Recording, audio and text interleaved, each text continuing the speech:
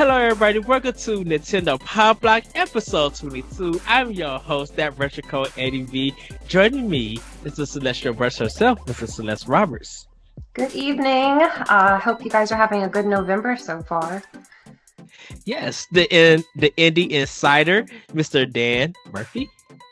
Hello from Memphis, everybody.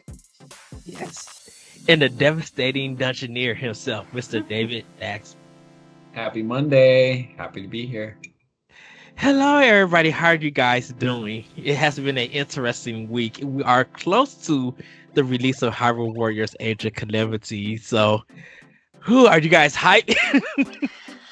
I'm hyped, but I also have so many other games on my backlog that I'll get to it eventually, I guess.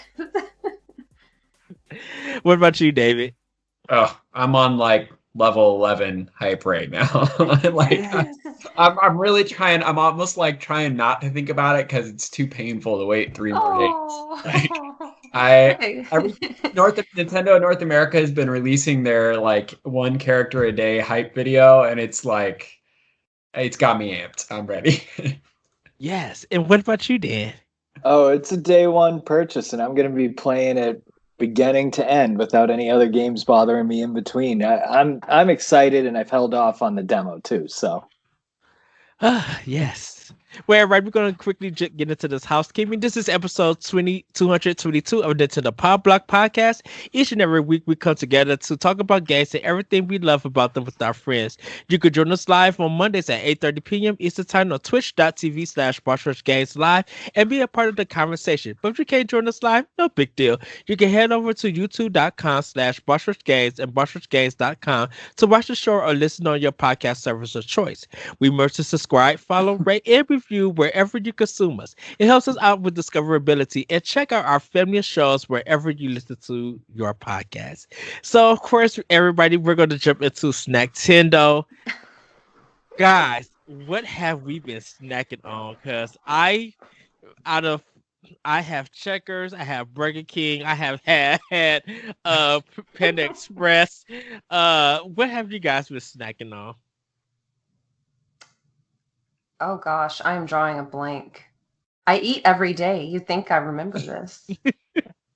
I was asking people on Twitter what kind of sandwiches they liked because we made homemade Reubens. That is my favorite type of sandwich. Oh, nice. I love Reubens. And yeah, I had a Reuben. On Saturday, I had gumbo pizza. What? Huh? Tell me more. Oh gosh. Okay. So if you guys ever come down, I will take you to Redfish Pizza in Houma, Louisiana. And they have a gumbo pizza. Instead of a marinara as the base, they have a roux. And they top it with cheese, andouille sausage, red peppers, green peppers, onions, some chicken, shredded chicken. So it's like a chicken and sausage gumbo in pizza form. Oh my God. That's incredible. I have to say yes. Pretty good.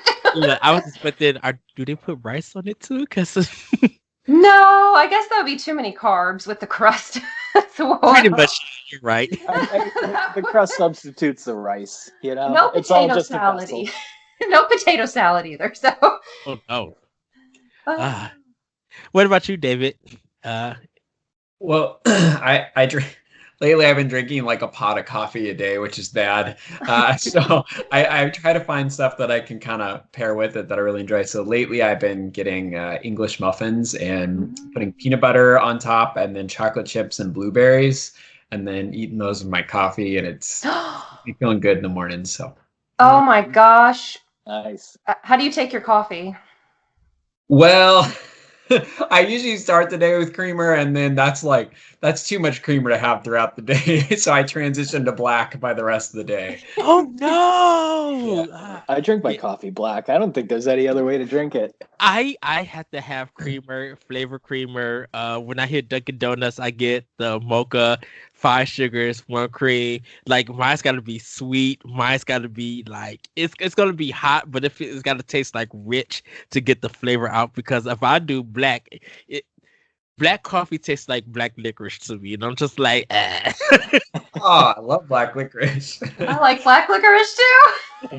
And I never drink hot coffee. I only drink iced coffee, even Oh. if it's negative 5 Oh. degrees out. You do the cold press? Yeah, I do like black cold brew. So no, Mm. I don't I add anything. I do to like it. cold. I've been using sugar-free Coffee Mate hazelnut and sugar-free Torani. I think those syrups. They have a pumpkin spice one. Oh, cool. So I feel a little bit better about my decisions of those. if I'm doing like homemade coffee like out of the pot and stuff, I usually do International's Delights coffee. Their Mhm. flavor for creamer. I actually got a good Starbucks one. It's like this kind of caramel mocha kind of flavor. I'm like, ooh, this is Caramel macchiato. I think so. It is, yeah. But My it's girlfriend drinks that. it's the Mm. Starbucks one with it's all Yeah. white and stuff.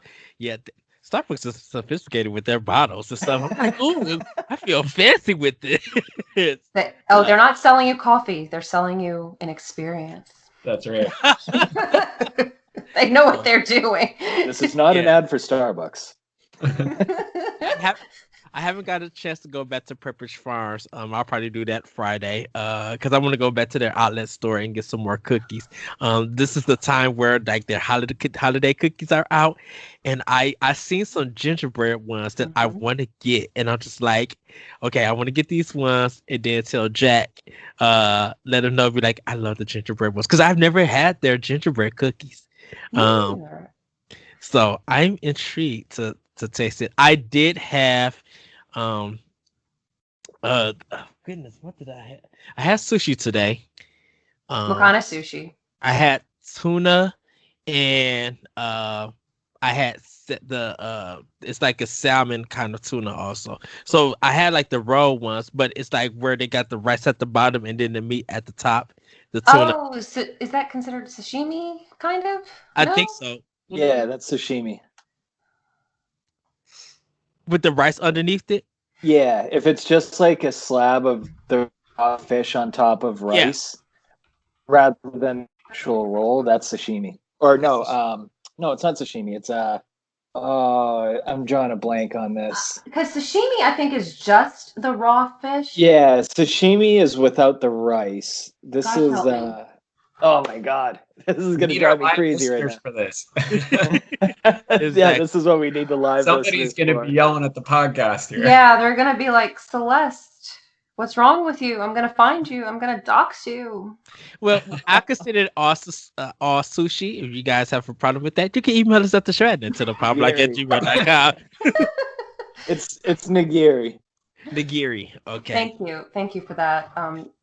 Yeah, it's sorry everybody, we're human. Just in case you didn't know. So while eating my sushi, I had a taste for miso soup, and I wanna I wanna find a place that sells it. Cause some good miso soup during this time, like this cold weather, it's the best. And I didn't start having miso soup until like 2014. Going to the certain Japanese restaurant who like were serving who was serving sushi, like this kind of different kind of sushi and stuff, and you always got free miso soup. So they had like a little spinach, they had the soup, they had the white stuff, the tofu. Tofu?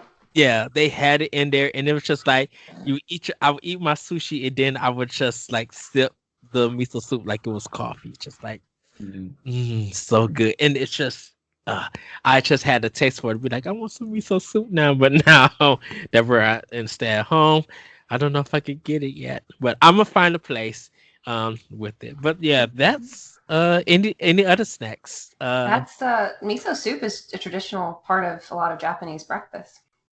Dan, did I ask you for your Oh, I'm gonna go simple. My new obsession is molasses cookies. I never had them so in my good. life until like a week ago, and now I can't stop eating them. You made some or you bought some? No, I bought some. I'm gonna send you a recipe. If you want to try. I will absolutely try it. I didn't know they existed until like 5 days ago. Oh my goodness. yeah, Molasses is such a fun Good word. coffee. Oh, David, did you make cider, by the way? I remember you talking about it last week, so I We wanted to follow up. didn't get to it. We between carving pumpkins and all the other stuff. Oh. I bought this like 30-pound pumpkin that I was gonna carve, and then I decided I would just cut it up for my dog because he loves frozen pumpkin treats. I don't know what I was thinking. I'm like on my fourth rack of this refrigerator we got in the garage, and like filled it with pumpkin. I'm like, I just finally threw the rest of it away. It's funny that you mentioned that. Well, not the pumpkin stuff. I bought some M&M sugar cookies. And the Kisses sugar cookies. So the M&M sugar cookies is wonderful. Love it. They literally taste like sugar cookies. The Hershey Kisses one, they taste it, but if you like let the chocolate melt in your mouth, it tastes like white chocolate. Oh, And so it doesn't get you that taste. I love white chocolate. I tried it with the Reese's peanut butter. It's fine. I tried it with the Kit Kat. It's fine. the Halloween Kit Kat with the white chocolate. Yeah, the pumpkin spice one. Yeah. It's so good. It tastes like Kirkland's. Yes. Yes. It tastes like Yes. Kirkland smells. But I love it. And the apple pie one is good too. Which one? The apple pie? Kit Kat. Oh yeah, that one is good. I thought you said apple pie. Reese's. Oh, Because no. Look, I don't know.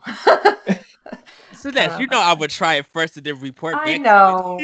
I know. Just I don't know. Yeah, and I still didn't make it to Subway to get the Black Forest ham. I'm sorry. Celeste got me all when she asked about the sandwich question. I was just like, I want a Black Forest ham Subway, and decided to go to Panda Express. I can't forgive you. But I will get a sandwich. But everybody, that has been Snack Tendo. Any other snacks? Anybody? Or that's it? No, because then I'm gonna eat after this, and I don't want to. Yeah, I'm going back to Checkers. I'm getting some fries and a sandwich. I'm hungry again.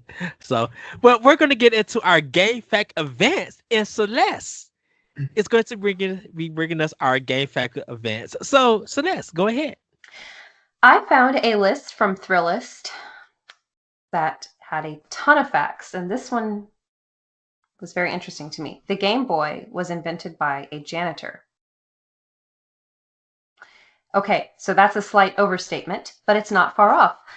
Gunpei Yukao, I'm so sorry if I mispronounced that, was working maintenance on the assembly line in a Nintendo factory when company president Hiroshi Yamauchi came around. Yamauchi noticed a toy that Yukao had built in his spare time.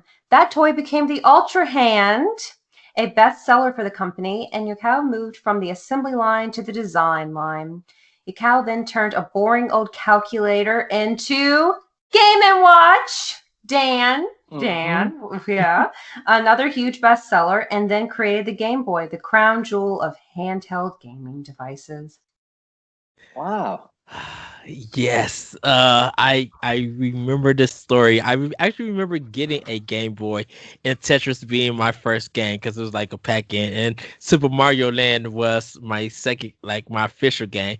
And then a Link's Awakening. I was mesmerized by that game, and of course Pokemon and stuff. And goodness, the we actually was talking about the Game Boy. I think on Boss Rush. I think last week episode because I seen that name mentioned in someone's tweet this past week, and I was just like, oh man, I missed the Game Boy when it came out. Like I miss it because it was my gaming to go at night. Like I could be done with school and everything, and I would cut on the TV, and it would be like what's happening or All in the Family would be on, and I would just be playing my Game Boy, listening to the TV. Now I shouldn't have been doing that. Listen to All of the Family as a kid, but that was it was kind of like thinking about it now. It was just like sitcoms while playing my Game Boy was kind of like my early version of podcasts in a sense, even though it was comedy. And hearing these kind of thought themes and stuff, you wouldn't catch on to it as a kid. My thing was just like, I need to get to level 5 on Tetris. I need to get this Tetris line. I was all like that. And then when Link's Awakening came and I had my headphones, I put it in and it was just like hearing that game and that music. It was just like, wow. Any memories of the Game Boys for you guys? Kirby's Dream Land. I was obsessed with that game. I mean, I must have been 5 or 6 years old when I got my Game Boy. So I think I played Tetris and Kirby's Dream Land for a year straight. And, being that age, you're happy doing that. Yeah. That was before Kirby was a pink puffball, too. Yeah, because he was white. Yeah. Yes. Yeah. Why Yes. did they change him? Did he eat some shrimp like a flamingo and turn pink? Or what was the reason? I think there was a reason, a design reason, right? I think I don't know. so. Maybe next week's fact of the week we'll have that one. Okay, Dan, you're doing fact, and it has to be about that. No Yeah. choice.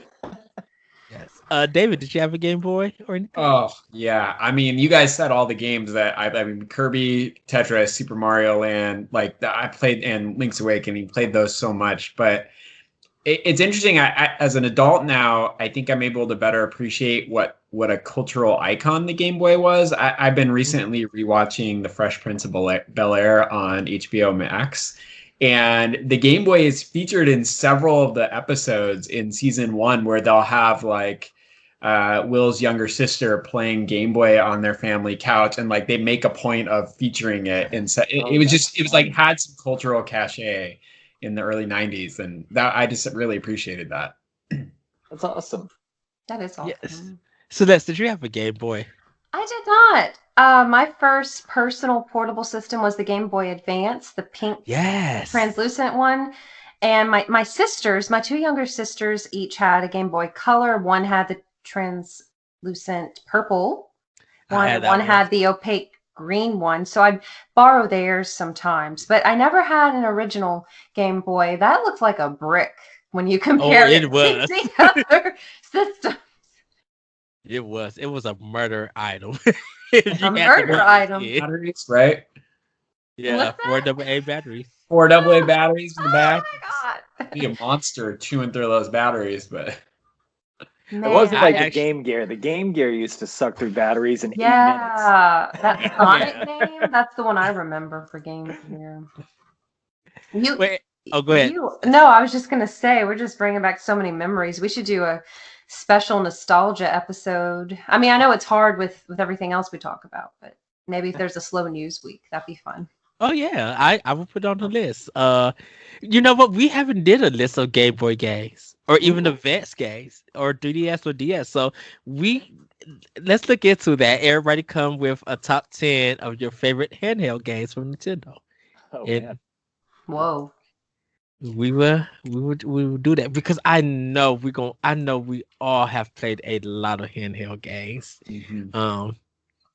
And everybody, we have to exclude the Switch. We can't call that a handheld system. Yeah. It's a hybrid system. So we're going to do that. But everybody, we're going to get into Femi News. And we're going to start off with, I told Celeste, I had to put this story up because I seen it and I was just like, Celeste is going to love this. The group is going to love this.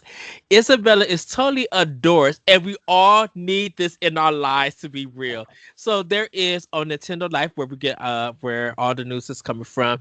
There is a fan created trailer for Animal Crossing TV show, and this started in Isabella, and it stopped animation, and I told Celeste that we need this, and I need Celeste to narrate the show because, I could just hear your voice over this, Celeste, and I think I probably would be like, "This is the best show. This needs an Emmy." I don't know if I could talk animalese. I can't do it. That was pretty good. Right. Oh, thank you. It's my Oscar-winning moment. But what did you guys think seeing this? Has there been any Nintendo animations that you guys love? I know, David, you shared with us in the group the Pikmin shorts, which that was so good. I still love the Star Fox one, animated one for Star Fox Zero. I mean, This is something that I love about Nintendo. I love that they go beyond just the video game console, and there's this culture around Nintendo. I mean, I can think all the way back to as a kid. I was obsessed with the Legend of Zelda cartoon, which as an adult is just horrible and like really raunchy. Like looking back on it, I mean, it was definitely a product of like 80s American culture, but that they had the like pairing of Super Mario Brothers and Legend of Zelda as one cartoon, and I've always just loved Nintendo cartoons since then. So they always come out with fun stuff and little shorts, and I like that. And may I plug another Zelda podcast has just did a podcast about the Legend of Zelda cartoon.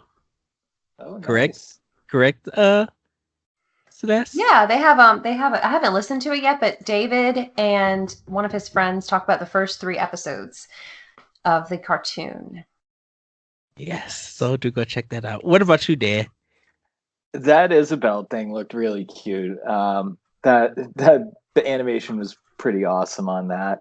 As far as like any Nintendo animation and stuff, I haven't really watched it. I kind of remember. Captain N? Yeah, Captain N. That was the one. I like recently rewatched one of those episodes and it was so bad that I'm just gonna like leave it in the past where I enjoyed it. So that's my extent of it, and I don't think I'll ever rewatch any Nintendo cartoons again. I remember Mario he had the Super Show, but then he did like a Super Mario 3D Brothers. I think Super Mario Brothers 3, and I think he did a World one.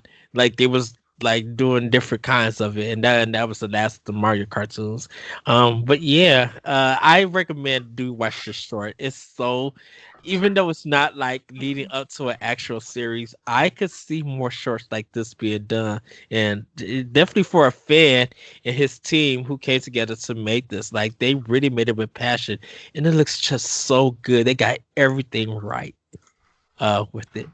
Now, related to that, Ed, I do, there's always speculation in the Zelda world about if there's going to finally be a new television show, but a lot of folks feel that it would work best as an anime. So, kind of a mixed adult cartoons, essentially, right? That I think it'd be interesting if Nintendo would do that, particularly for Twilight Princess. So to do it right. I would buy that in 4K. Just put it on 4K right now. And I would buy it. Well, look how good Castlevania is as an anime. Yes. Oh my goodness. I love Castlevania. I need to start the 3rd season. I just finished the 2nd season. You're going to love the 3rd season? Yeah. It's intense. Okay, because it's been pretty dang intense so far. Intensity goes up for sure. Okay, but I want to say that I love villains like Dracula, the kind where there's so many nuances and you find yourself sympathizing with them. When I first seen the first episode, Castlevania, I did. Like, I sympathized with him all the way. I was just like, I understand his motives and everything, but he really had a love for her. So, spoiler alert, guys! Just in case we slip anything, just sorry if we do, but watch it on Netflix. Yes, so good. Well, we're gonna move along because there seems to have been emergency hoax at Ubisoft Montreal last week. And this one is kind of like a little bit heartbreaking. I know a lot of the employees and stuff were on top of the roof, on a roof.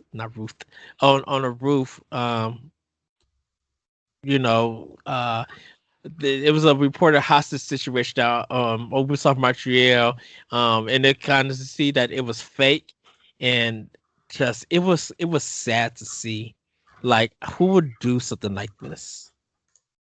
Same people who call in with bomb threats to stores and. Well, can you explain the story a little more? I'm a little behind on it, so So, a reported hostage situation at Ubisoft Montreal appears to have been started by a hoax emergency call. Police say no threat has been identified for now and have evacuated the building. This all started local time early afternoon on Friday when news began circulating around about police evacuating Montreal's Mile End neighborhood. Local outlet TVA Nouvelles said Montreal's police service sent in tactical units after a 911 call. At the time of the emergency, Ubisoft employees fled to the rooftop. And then there's a Twitter post about it. Ubisoft Montreal is the studio behind recently released Assassin's Creed Valhalla and the upcoming title Roller Champions. So yeah, there was just like a funny phone call, and the employees they went up all the way up to the roof so they wouldn't be attacked or anything.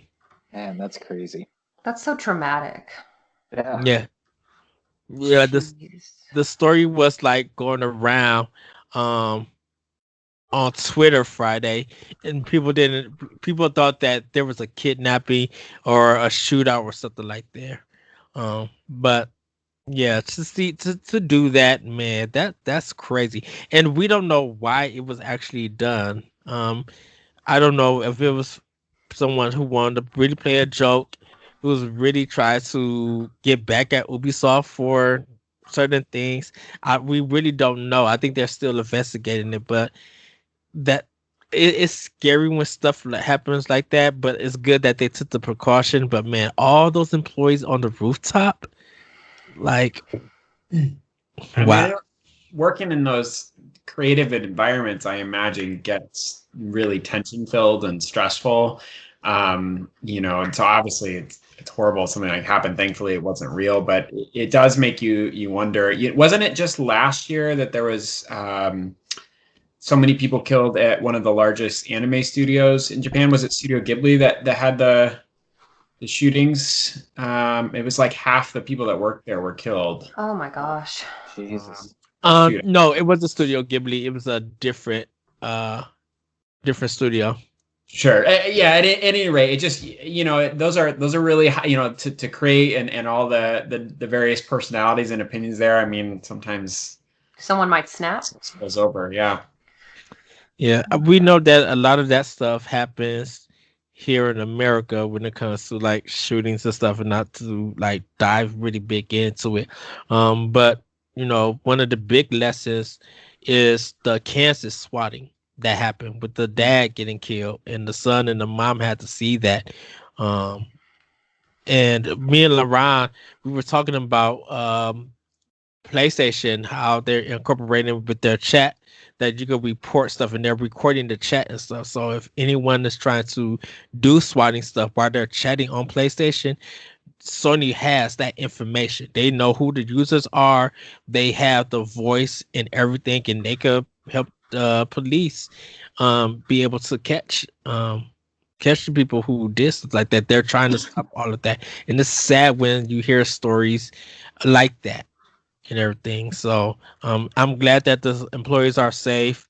I feel my ideal is that they probably gave everybody the rest of the day off and be like, go home, get your thoughts and yourself together, just relax, calm down. I think they probably let them all go after that when police said everything was fine. But yeah, at least they took precaution and stuff. But it's frightening to hear stories like this. So certainly a lot going on in the world. We don't need that. Exactly. But what we do need, I think, is Sega Yakuza producer will make a completely different Sonic game if given the opportunity. Now, this is bonkers because Yakuza is open world kind of Japanese gangster beat 'em up RPG. Yakuza, just the newest one just came out for Xbox One and Series X and PlayStation 4 and 5, like a dragon. And people are enjoying it, and that game got turned into a turn-based. This one, and Sonic's 30th anniversary is coming up next year. So how could Sega potentially keep this long-running series feeling fresh? What if it was to hand over to Yakuza series producer Daisuke Sato? In the official Sega interview recently, Sato was asked what Sega IP he would like to work on that he's never touched before. His response, Sonic the Hedgehog. If he was given a chance, the industry veteran says he would likely come up with a completely different kind of Sonic game. And here's his full response. It's an IP that I haven't come to before, in the sense that I want to try it. Well, Sonic. After all, when you hear Sega, you think Sonic. I like to get involved once at least, but for me, the so-called Sonic is, well, if I were to do it, I wouldn't do Sonic as it was. I would like to make a completely different Sonic. So what do you guys think that Sonic game would be? Because don't forget, Sonic has been kind of like a 3D platformer. He has transformed into a wolf. He has had a RPG game with BioWare. What could Sonic completely be at this time? I'm excited to see anything new. I haven't fully enjoyed a Sonic game in 3D yet. So if they can come up with a cool way to do a 3D Sonic that's like a little open world, or just have different elements than, a spin dash, that would be fun to see. Because really the only game I've liked in the last 20 years is Sonic Mania. What about you, David? I had a couple thoughts. One, for some reason, it was making me think of, what was it, Star Fox Adventures, that like randomly became a completely different type of Star Fox game. Yes. So that, I don't know why that one just popped in my head, but also I was just thinking of the Breath of the Wild effect a little bit, that The Legend of Zelda was definitely a series that was firmly entrenched in a certain kind of gameplay, and by breaking out of that, it completely breathed new life into it. And why not Sonic? Sonic is incredibly iconic. It's got a brand already, so why not try something completely different? I would be open to it. What about you, Celeste? From Super Monkey Ball. My goodness, I love that game series. So I would love to see him work on Sonic. I never played the Sonic with the werewolf. What was that one called? Y'all know what I'm talking about? Am I imagining things? No, he did turn into a werewolf. I gotta just get the title, because he also had Sonic Knight, where he was a medieval knight. Oh, okay. So, while we looked that up, I kind of could see Sonic as going once again back to Mega Man. And can you see him like collecting powers, like certain rings that he got, which would transfer him to certain Sonic Werehog. Sonic Unleash. That's what it was. Does Nintendo own any rights to Sonic? I know that they came to Nintendo. Sonic games came over to Nintendo, but who owns the rights to Sonic Sega games? does.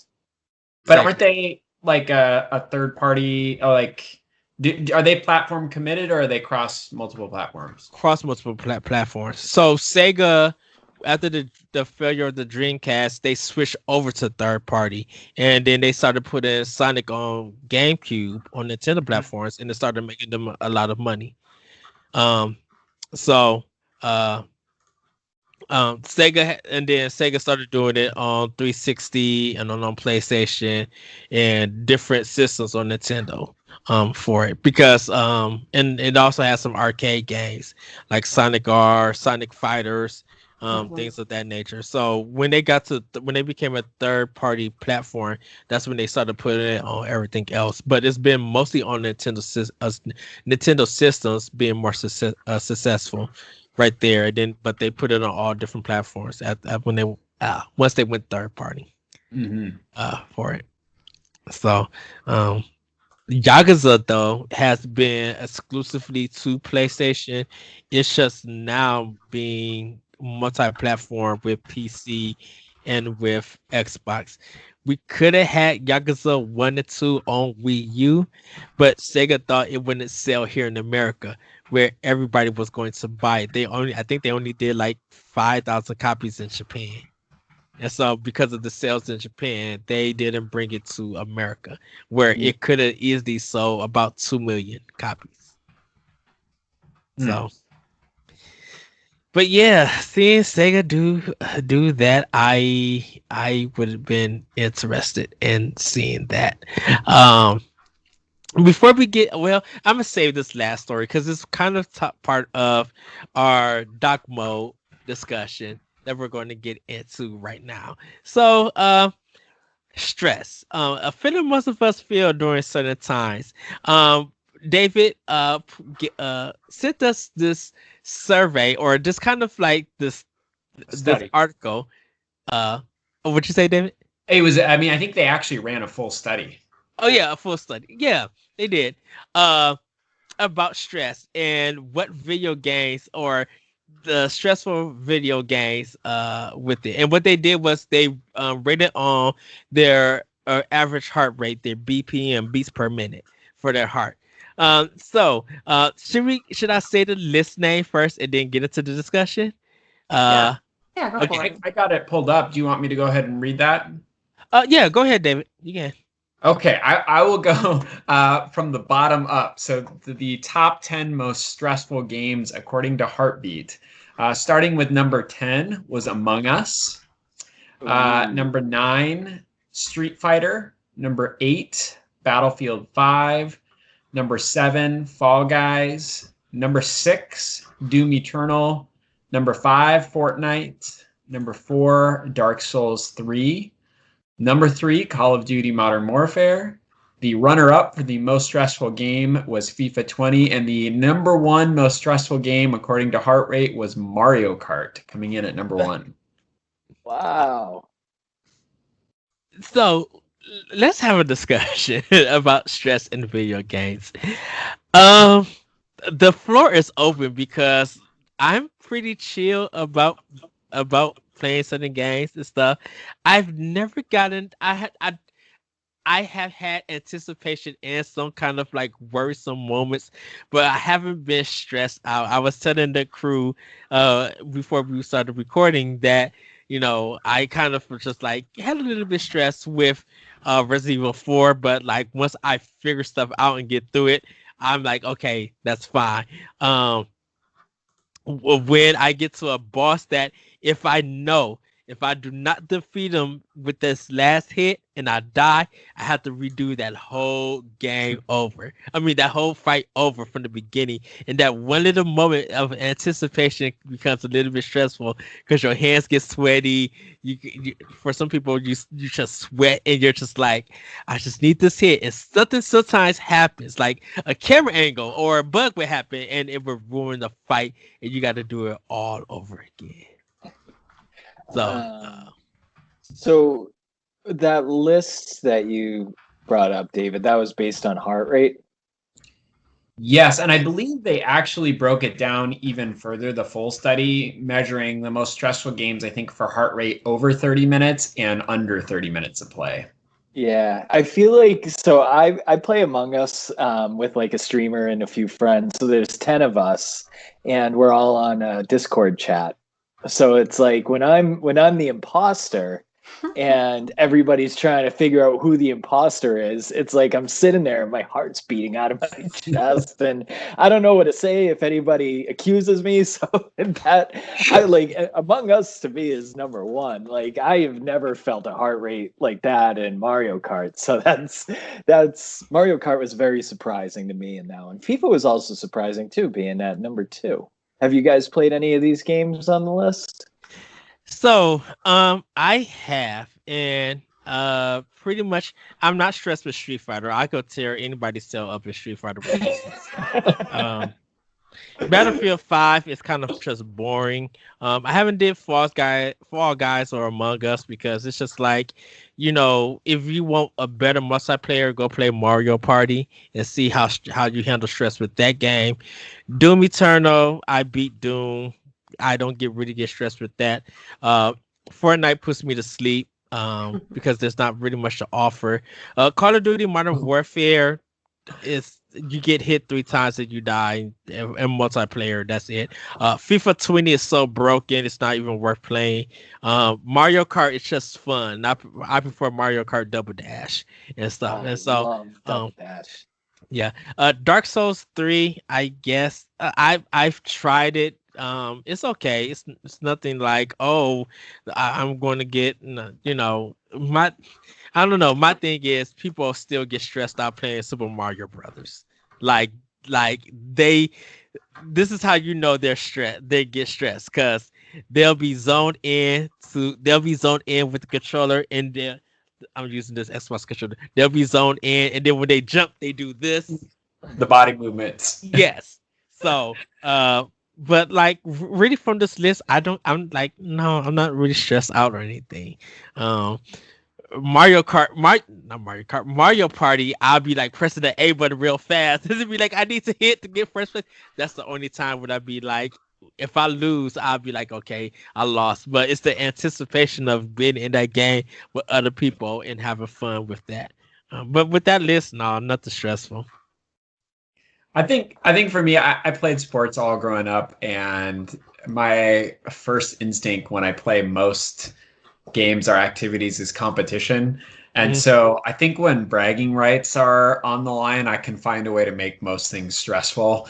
Uh, so I honestly, I was a little surprised to see Mario Kart at the top of the list, but not surprised to see it on this list. Um, getting a blue shell on the last half of a lap when I'm trying to close out a race in first place, that sends me through the roof. So, that game you can even change the mode, as I'm sure you know, to put it on frantic mode where you just get completely messed over by that game multiple times on final. So that doesn't surprise me. One game I was actually a little surprised. Street Fighter is kind of one of the few representations of fighting on there, but I'm surprised Smash Brothers wasn't on there. I do play a lot of online Smash Brothers, and things get pretty intense there too. What about you, Celeste? Is there anything stress? I mean, regarding your BPM, your beats per minute, I can see that absolutely getting people excited. Not necessarily we have a tendency to associate stress with something negative, Hmm. but maybe just excitement and your heart rate. I could see all of these causing high BPMs. For me, Among Us, I've played it once, and honestly, it was a little goofy for me. It was fun, like it was goofy because my friends and I were talking and just being silly. Mario Kart. Oh man, if you're about to win that race and someone sneaks up behind you, your heart starts pounding big time. But yeah, I'm not Um, surprised. I am surprised, like you, David, that Smash Brothers is not on this list, especially with its popularity. You just mentioned Fall Guys. There is a quote from this is from one esports .gg talking about the study that was done. They said when participants reached finals of respective Fall Guy episodes, heart rates soared by as much as 63 BPM, almost double the baseline rate. Oh my goodness. So I thought that was kind of interesting. Um, it's worth noting, however, that the study had a small sample size of just 14 gamers. However, all of the gamers played at least 15 hours per week and wore heart rate monitors when they took the test. And they do have a link to the full study there. One thing I'm curious and would love to do a deeper dive into the study is I didn't see a whole lot of survival horror on here. And I know that is a genre of game that makes my heart beat through my chest. We were talking before the show. Last true survival horror game that I played was Alien Isolation, and I had to put that game down for a while because it was causing my anxiety to go so high. Dead by Daylight should have been on this list if I had to name a gang, because it's like you and three other players and another player is a killer, and then when you don't know where that other killer is at, it's just like, Man. oh my goodness, not Deception, Clock Tower would be one where you have to, and I think two or three where you have to hide from the killer and stuff. If we're looking at Nintendo, um, uh, the photography one that Kobe Tecmo did, the Black Maiden, and I cannot think Oh, of it. Fatal Frame. Fatal Frame. That would be like a scary one to some people. So yeah, Silent Hill might do it for some. Uh, But yeah, like survival horror, I thought would be like more stressful. You know, definitely people who are afraid of ghosts and dark stuff, like they probably wouldn't play any survival horror game and stuff. And you want to be like, you need to try this game because the level of horror, survival horror, Friday the 13th for NES versus Friday the 13th of now. Those are two different levels. Right. Well, you know what I'm surprised is not on this list. I guess it's maybe not as popular as it was 5 years ago. Five Nights at Freddy's. Oh yeah. Yeah. Forgot Is about that I still a think thing? there's like a different kind of stress that's on this list though, because Oh, you're right there's about the BPM. well, I mean, there's really no. So it seems like on this list, everything is some form of competitive, right? Mm. I Mhm. mean, there's a lot of battle royale in there with Fortnite and Fall Guys, and then there's like a lot of competition, just like Mario Kart. I guess Call of Duty is kind of like a battle royale. I mean, you're there to survive, right? So, like, I know the only battle royale game I play is Tetris 99, Mhm. and my heart is like going through the roof if there's 10 people left. And not only that, like the music gets more intense like once you get to 50, and then once you get to 10, then once you get to 3. um so like, you know, the fact that you're hanging on to try to win this top spot out of 100 is something that, you know, brings that heart rate up as well. um you know, having the chance to win versus just playing a game with like a little bit of a story where you know you're going to be scared through the story, you know. Yeah, music cues sometimes stress people out because when you hear something, just like, oh, they changed the music. I know what this means. I don't Oh like yeah, it. once it gets to 10 people It's in about to Tetris get 99, real. I'm like, oh no. Like Do, do, do, do, do, do, do, do. Even with time limits, when you got something, you got to do something in a certain amount Oh. of time. Oh, that I know that stresses some people out. I think I talked to Celeste about this with the Legend of Zelda, and it's always with the head that comes and grab you. Oh, And so the Ceiling Wall Master, Master and Ceiling Wall Master. Master. yes, Yeah, Ceiling Master, when Wall Master. I think it's Twilight Princess or Oh Ocarina of Time. yeah. It may be I think it's Twilight Princess. Oh, yeah, And where they're when you following you. yes, and when you do not see it on camera and it comes and grabs you, that is stress. And you know that that's the dungeon that that thing is in. You be like, I don't want to do this at all. Or like the Silent Realm in Skyrim Sword. Mm, Oh man, that's a trip. timed and I'm surprised that dang shark in Banjo Kazooie at Treasure Trove Cove is not mentioned. I'm just joking because that was pretty intense. Yeah. Do we want to talk about games that help us unwind, Ed? Yes. One last game that was stress us out. Mario Maker. Playing other people's levels can be stressful. Trust me. I love Corey. He has sent me a level that I was just like, you are cruel. You are really cruel, but I finished this. This level has stressed me out. I even told Dan, he sent me the Zelda one, and I was just like, I'm stressing out. Where's this thing? I love Mario Maker. Oh, me too. Yeah. Play somebody's level in Mario Maker and see how stressful it gets. Cause that game it's a work of art. But yeah, let's get into our list of games that de-stress you, I should say. For me, Kirby's Epic Yarn. You do not have to worry about death. It's not too challenging. The music is relaxing. The gameplay is so good. And it's a beautiful game just to play and relax in. Uh, Celeste. Oh gosh. So if you have a Nintendo Switch, I highly recommend you play Coffee Talk. To unwind. Yes.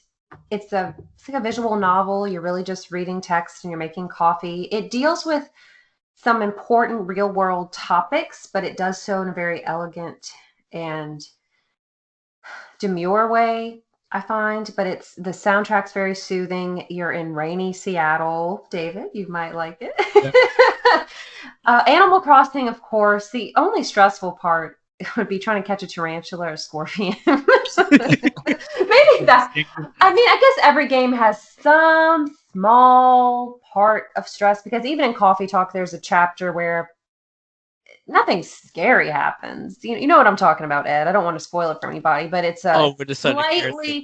slightly more intense than the other things, but it's nothing violent, or you don't have to fight. There are no consequences. The Sims. Oh man. Especially the first Sims, that soundtrack, the building soundtrack, the buy mode soundtrack. Although you guys might remember, if a burglar was near your house, that sound it would make. Do you guys know what I'm talking about? This dramatic sound on The Sims. I The sorry. burglar was near your house. No, it's okay. Oh gosh. Oh man, another soothing game. NeoCab is pretty fun too, to relax for Switch. A short hike. Yes. Switch. Thank you for that, Ed. Yes, a short hike is good. And I don't know. Those are the ones that come to mind quickly. Oh, I would say you can unwind with Clubhouse games. Yes. You can.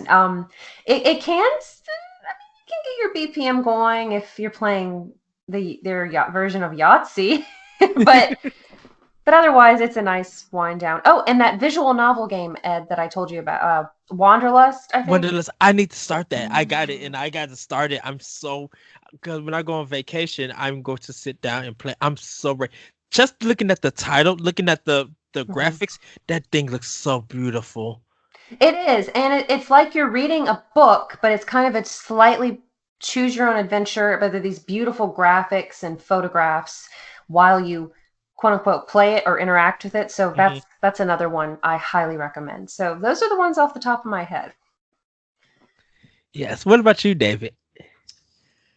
Well, I would echo Animal Crossing that Celeste said, but another one on Switch that I just absolutely love is Yoshi's Crafted World. Yeah! It's so beautiful, and it's just honestly, it's fun to see how they build the world. Like, I'm always excited to see what crafts they did to build the next stage. That Japan stage, that Japan level. Yes. That in that bathtub level, I cracked up. There's a bathtub level? There's a bathtub level, and it's one of the most creative, most funnest levels. I laughed throughout that whole thing. Oh my goodness. Because we just picked up that game on Saturday when it was on sale. Co-op too, which I played with my daughter who's 8, and you can actually have the Yoshi with wings, so you never have to worry about falling, and it's just it's fun. So that one, and then one more that I would add, I would reach all the way into the past. Wii Sports Bowling is I loved. Oh, I could relax on a Saturday night, just do that in my living room. Just bowling. Oh, well, man, pop on that Wii Shop channel music, and you're good to go. Yes. What about you, Dan? I think Dan might have froze here. Oh, he's walking in Memphis. Am I good now? You're good. Yeah. So Clubhouse games, I like to play Mahjong. That's like my ultimate wind down game. And then my other one is Mario Maker. Building levels is kind of like my zen zone, not so much playing the levels, but when I'm building a level, I love doing that, and I totally zone out. And sometimes I look up and it's an hour later. I thought it was 5 minutes. But it's, that one to me, anything. Oh. The suspense is killing us, Dan. We lost you. Did I freeze again? You're having too much fun over there in Tennessee. Mm-hmm. Good old hotel Wi-Fi. Well, you should be good to go. Go ahead. All right. No, I was just saying, my anything creative is my zen zone. So, creating a level is where I'm at with that. Yes. Harvest Moon for me. Is like really relaxing. This game called Good Job that is on Switch. It's a good physics based game. Just truly love that one. Gris, which is GRIS. Just a beautiful game. Just there's like really no depth. It's a kind of a little bit of a Metroid stylish game. Um, but it's so animated so well, just like it's breathtaking. The music's so good, all the colors and the designs, and it will literally leave you in awe. You be like, oh my goodness. Hook is another one. It's a puzzle game where you're just trying to unhook stuff. Me and Celeste, and I once again thank you, Celeste, for Invento. Invento is so I love that game. So So sweet. yes. Last but not least, later daters, where you are in where you are in an old folks home and you are trying to date, and you can have straight, gay, poly, bi. You can have any kind of relationship you want to have in that game, and it's literally so funny and everything. So yeah, those would be some of my picks. Um, so Oh my uh, gosh. what? No, I'm laughing about that game, and I know we try to stay to be a family friendly podcast, but at nursing homes, there are certain trends that among the elderly that I will let parents look up involving relationships. Yes. It's what age group has the highest rate of this trend, and I'll let you guys Go piece from it there. together. But David or Ed, or maybe it was you, Dan, tweeted about why people play video games, and it is related to this topic. So I tweeted out the story that Animal Crossing is good for your mental health, and Mhm. this is claims from Oxford University. A new study conducted by Oxford University claims that video games are good for your mental well-being. The groundbreaking study, which was undertaken in collaboration with academics at the university working with true gameplay data for the very first time, focused on people playing Animal Crossing New Horizon and Plant vs. Zombies Battle for Neighborville. With while previous studies focused on often inaccurate playtime data supplied by the players themselves, this new study was one of the first to take advantage of actual playtime data. The team at Oxford University was able to connect the questionnaires completed by those taking part with actual playtime records, and then they speak about that. They speak about the study and everything from the doctor, but yeah, um, playing Animal Crossing can help with your mental health, and um, we talk about mental health here on Boss Rush, that even various teammates and stuff, like if you need to take time off from a podcast or anything, take the time off and reconnect, touch down on some games, or have something to eat, do something creative, like really try to relax and enjoy what you can while relaxing, because mental health is a big thing, and the video games are part of that. Then it's a good thing that games like Animal Crossing or Mario Maker or Smash Brothers or anything to help you sit back and relax, do that. Listen to some music. Me and Dan, we were talking about uh Evergate, and just the music in that game is so relaxing. And it's a game that, yeah, it's a puzzle based game, puzzle platformer, but sometimes it feels like you could just put the controller down, listen to the orchestrated music, and like truly relax. And it's a really good thing. Or even if you're frustrated and you want to get some of that frustration out, playing like something like Final Fight or Gears, or even Saints Row, if you want to play that open world game, like to help you like release and stuff, whatever helps you with your mental state, games are here to help you do that sometimes, and it's a good way to get for escapism, for some people. Yeah. When Celeste and I did our 1v1 interview, one of the things that came up in our conversation, I have this belief that there should be video game museums at some point. I don't know if you remember talking about that, Celeste. Yeah. And my hope is that years from now we're able to look back at sort of cultural artifacts from video games. And I imagine, thinking about what you just read about Animal Crossing, I imagine that there could be an Animal Crossing exhibit talking about life during the pandemic and how Animal Crossing helped so many people get through it, whether it's music or how beautiful games are. Another one we didn't mention that I feel kind of silly for forgetting is Breath of the Wild, right? And how much help people relax. So I don't know. I just want to say like that the music and cultural context around games, I think it can be really powerful. Yes. I love it. Dan, any last words for anything? I think stress comes in a lot of different ways, shape, and forms. Something we were talking about is one thing that stresses me out can stress, you guys would be fine with, and vice versa. But don't let stress in gaming really get to you. It's okay if something stresses you out.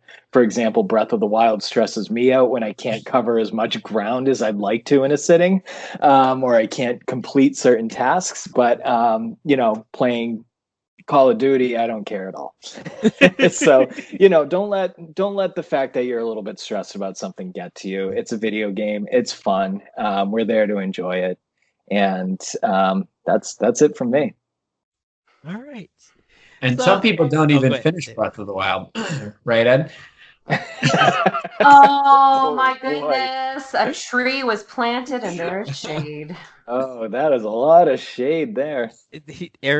David is joining on Corey's train, Gus. That's why Corey wanted you on this show, David. He's not wrong. Thank you, Dan. Thank you for. I just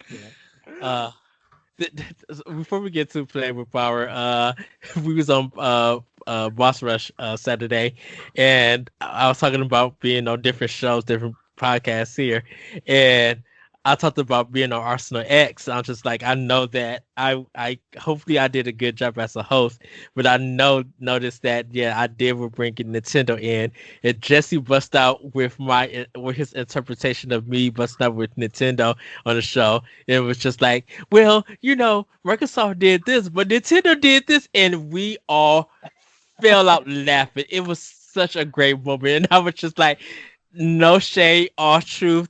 It was just such a funny moment that we all busted out laughing. I was just like, it's the truth. I don't know why. I talked about Nintendo sometimes a lot on the Xbox podcast, but but that's why we love you, Ed. Thank you.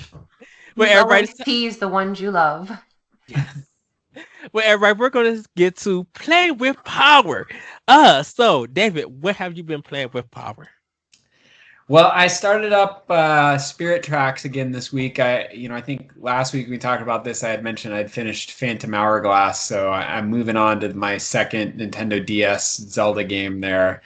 So I've been enjoying that. I also have gotten really into the new update for Animal Crossing. Today, I think, is the first day that the leaves started falling off the tree. Has anybody else checked that out today? Did they? I haven't had a chance to play it yet today, but the leaves are falling now. In a flurry all over your island, and you can go catch leaves and do DIYs with them. And that's so cool. I'm loving it. So I've been doing a lot of that this week as well. Nice. Celeste, what have you been playing with Power? I've tried to play a little bit of Animal Crossing every day, and every few days I'll try to play a little bit of Story of Seasons, Friends of Mineral Town.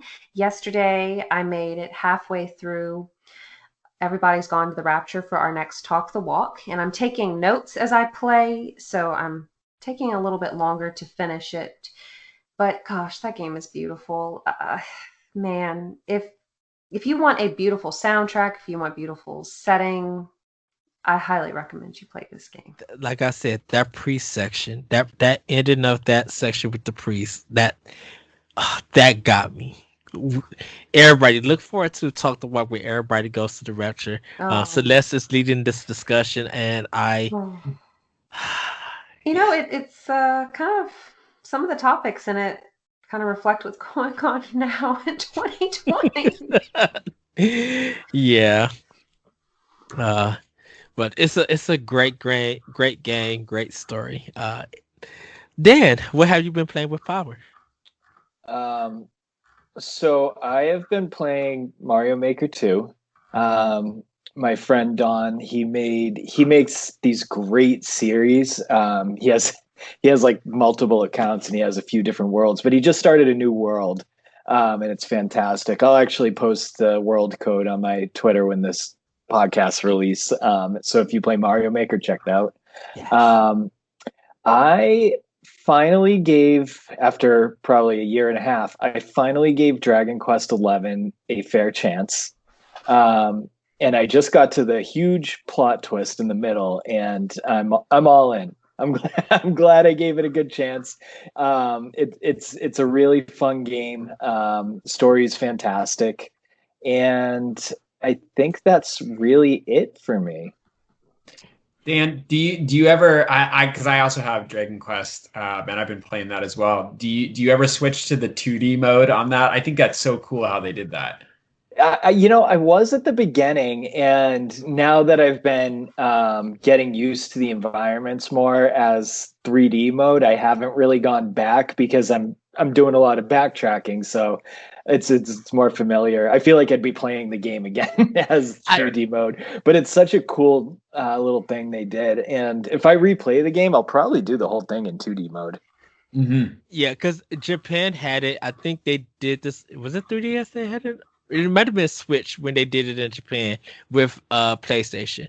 That they was doing the 2D 3D mode before they brought it here to America. I don't have the Switch version. I have the PlayStation 4 version, and you guys are making me want to go back to that game because I was jumping between Dragon Quest 11 and Ni no Kuni 2. So how far did you get into it, Ed? I would have to look at the word. I completely forgot. Did you beat it, David?